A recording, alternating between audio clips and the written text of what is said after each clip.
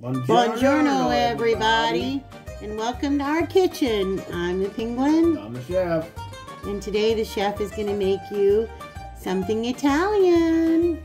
I call it a Carba-Nada Italiano. So he's going to tell you how to make it.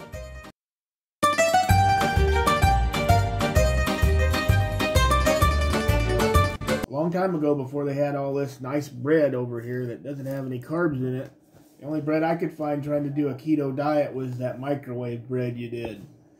And it didn't have very much flavor to it, let's put it that way. So I kept trying to find things to put on it that would cover up that flavor. And this is one of the things I created, and since there is good bread now it really makes a good sandwich. And it can be made regularly. You don't have to use no-carb bread. You can use regular bread. And everything else I got has no carbs. That's why I call it a Carba-Nada Italiano. Today we're going to be using some garlic and herb jack cheese. If you don't have any, that's okay. You can just have mozzarella. Here's the other cheese I put on it. We got some salami, Italian seasoning, and you can use whatever flavor, brand you like. I have that pizza sauce that has no carbs that we showed you on the haul. I got pepperoni, and it doesn't have to be the little ones. If you have the bigger cut pepperoni like from a deli or whatever, it'll work too. I've got ham, oregano, the bread, of course. I have some Mount Olive Simply Vandalia pickled Vandalia onion strips. You can use those. You can use plain onion, or you don't have to put any on it at all. I've made them plain before. And I got some whole pepperoncinis we're going to eat on the side. And, of course, I got some butter. So we'll be right back, and I'll get started. Hey, Giorgio! Yeah, boss! I want you to go take out that Carba-Nada Italiano sandwich. And bring it back with some pepperoncini peppers and some chips, capiche? Yeah, boss! Okay, the first thing I'm going to do, I melted my butter just a little bit because it was hard out of the refrigerator, is I have some soft butter, and I'm going to butter one side of both of these slices of bread. Then I'm going to take them over to my skillet, and I'm going to toast them, not real dark brown, just lightly brown. And I'm going to put them back on the plate, and we'll bring them back over, and we'll continue making the sandwich. Okay, we're back. There, I've lightly toasted those, and I've let them cool. It's important you let it cool out. You don't want to start putting stuff on it when it's hot, and let's make it soggy. Did you toast it on both sides or one? No, just one side. Okay. The other side's not toasted yet.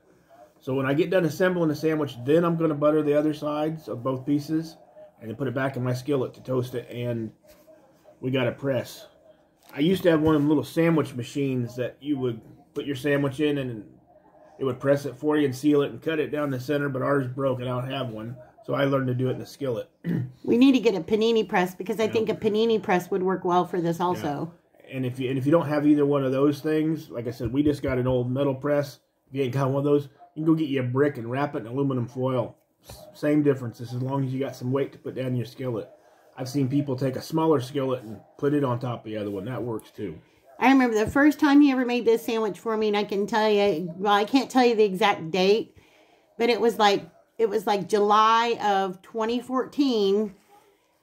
He was home and reading stuff, and he's, you know, the chef, he's always creating stuff. Well, we were both on this diet together, and I was so hungry, and here he comes toting. He came to work. I didn't know what he was doing, but he came in my office bringing this little baggy thing, and lo and behold, he brought out one of these sandwiches, and I'm like, you know, I can't eat that. You know, typical wives. You know, I can't eat that. Blah, blah. He's like, babe, it has no carbs. I'm like, what? Give me that sandwich. I scarfed that thing down, and it was so good. Well, that being said, it actually has just a little carb in it. Nothing is completely carb-free. No, it had just a few carbs. The onion I'm using has just a little bit. A serving of the whole pepperoncini peppers we eat it on the side has just a tiny bit. But I think like all combined, it's like one carb for the whole sandwich. And it's a big sandwich. I mean, one or two carbs for a sandwich like this, when if you were going out to buy it somewhere else and they're putting it on regular bread, you're talking 30, 40 carbs. Or more. Or more, yeah. So I've got this pastorelli pizza sauce. Like I said, it actually says -1 on the carbs. But you can get that at Walmart. Yeah. We're going to spoon on a decent size helping. You see, I got like a soup spoon. Sometimes it's easier to spread sauces with the back of a spoon. Yeah. I'm going to get it covered liberally, not soppy, but enough where it's going to stay on there and you can taste it. And that pizza sauce, like I said in the haul, it's really good sauce. Yeah, it's good sauce. I'm picky about my pizza sauces. I can't stand Papa John's. I don't like Papa John's pizza. Now we're going to put on our oregano. Just a little bit of oregano on both pieces. If you don't have oregano, you can just use Italian dressing or Italian seasoning. I put garlic and onion powder and some of that Chef Paul pizza seasoning on them before. This here is really good Italian seasoning I'm putting on right now. This McCormick's. As Chef always says, you can make it your own. Yeah. He's just showing you the method and the things that we use. Feel free to change it up and make it your own. Any white cheese will work. Mozzarella, of course, is my favorite. You got sliced mozzarella instead of shredded. That works too. We're going to go around and put just a little bit of cheese. If you want to buy a loaf of Italian bread, you can slice Italian bread up, toast one side of it. Yeah, like I said, this makes a great regular sandwich too. It doesn't have to be a low-carb sandwich. It just happens to work out that way with this kind of bread.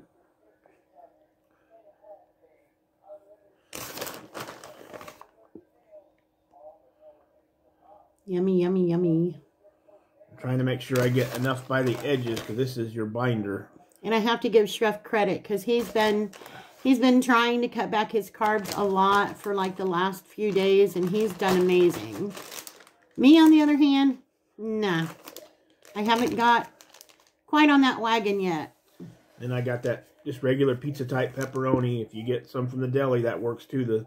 I used to get the thin sliced pepperoni from the deli. No carbs at all on this, so we're just going to put 4 on each side. Like I'm making pizza, don't it? That's what it looks like right now, but it doesn't taste like pizza when you get done. No. I mean, it has a hint of pizza, but it just tastes Italian. That's the best thing to say. It just tastes Italian. And here I got that salami we bought. Yummy Natural salami. Choice Deli Smoke, but you can use any brand you want. Love salami. Nice big slice on each side. And then I have the ham. Like I said, if you want to buy deli ham and stuff like that, that's fine too. Don't want to get it cut too thick for a sandwich, but you see the thickness there. It's thick enough you can taste it, but I think there's 2 slices together. Is there 2 slices there that get stuck together? Yep, you're right. That's how thick they are. And then I'm going to use this Sargento garlic and herb jack cheese. We tasted it. It's Monterey Jack with garlic and herbs. It's got a really good flavor, but you can put more mozzarella in this spot. You can put whatever cheese you want. Cheddar if you want. Just remember, real cheese has no carbs. If you buy the fake cheese, it's going to have carbs in it. Real cheese does not have carbs. So we'll get it peeled apart here. Like your Velveeta cheeses and that. Velveeta cheese has carbs in it. Right. Kraft American, it has carbs in it. Yeah, you got to watch when you buy processed cheese. It always has carbs usually.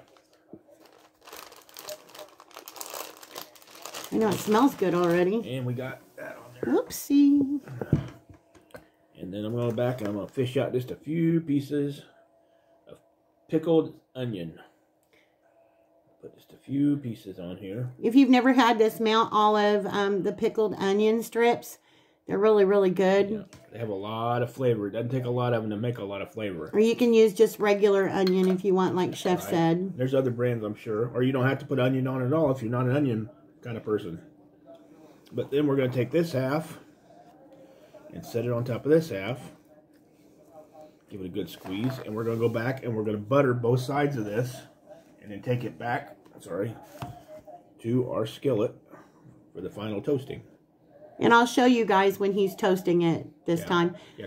We didn't show you guys him toasting that one side because we figure everybody knows how to toast bread. Right. Well, what I'm going to do is I'm toasting it. I'm not going to start out with that press right away. I'm going to grill one side of it and flip it over. And then I'm going to grill the other side of it. And then flip it back over. Then I'm going to put the press on it. That way I make sure I'm not squishing all the insides out all at once. Give this bread just a little time to set up. Okay, now we're headed to our stove. Okay, even though both sides of my bread is buttered, I go ahead and put a little spray in the bottom pan just to make sure nothing sticks.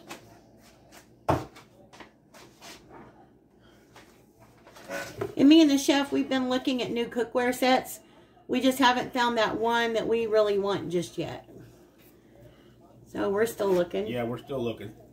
You just have to give it a couple minutes. I got my turned on just between medium and low. So medium low, like I don't want it to toast too fast. I want time for this thing to heat up a little bit. I've actually cooked them before and I thought they were all the way hot inside. And when I cut it, I found out it's not all the way cooked. I just take it and pop it in the microwave, then on the plate, just to get the cheese melted inside the rest of the way. But if you cook it slower like this, usually everything will heat up. Yeah, it has time to heat, especially when I got the press on it. Okay, we're ready for our first flip. Pretty golden brown. Yeah. Let that cook and get a little brown and we'll flip it back over. I just want to make sure it's done on both sides before I start trying to press it together. Okay, it's been about a minute. Ready to flip again. There we go. Ooh-wee. You see the cheese starting to melt on the edges. Now I'm going to turn mine from medium low down to almost low, not quite. And here I got my press. You see it looks like a big chicken. We got that when we took a vacation in Gatlinburg Pigeon Forge. This actually came from a shop up in Gatlinburg. Right. We try to go to Gatlinburg or Pigeon Forge like once every year or every couple of years. Yeah, that was next to that Ober Gatlinburg. Yeah, Ober Gatlin's mountain thing where you ride the big tram up the mountain. Yeah, if you guys have never been to Gatlinburg or if you have been to Gatlinburg and you've rode the tram up to the, I call it the Swiss Alps because everything to me is like German up there. It's the Ober Gatlinburg area.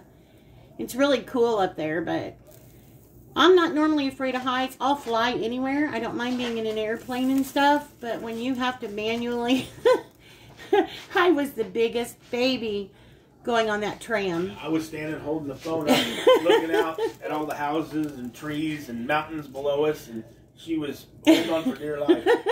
I was sitting there and I had my hands wrapped around that pole so tight because it has like poles where people stand, kind of like when you're on a subway or something. Mm-hmm. I was squeezing that thing so tight. I'm surprised I didn't bend it. So it's been pressed for about a minute on that side.